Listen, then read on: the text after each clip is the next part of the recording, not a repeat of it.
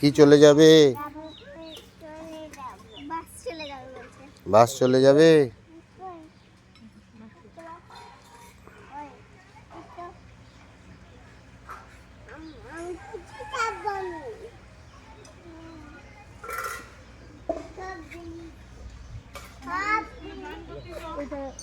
কালকে থেকে যাচ্ছি। মে মাসে। বুঝছস? কি পাক পাক করবে? হ্যাঁ হ্যাঁ ভাই। বাস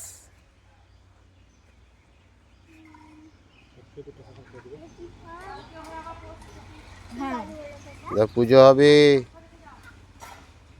এখানেই থাকবো।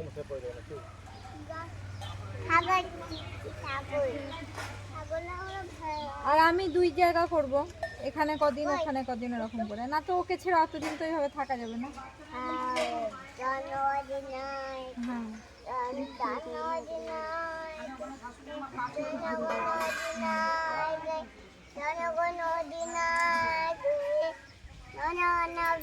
আর মা খাওয়ায় ছোট থেকে স্নান করে তো অভ্যাস হয়ে গেছে, মার কাছে খেয়ে দিয়ে সব কিছু করিয়ে নেয়।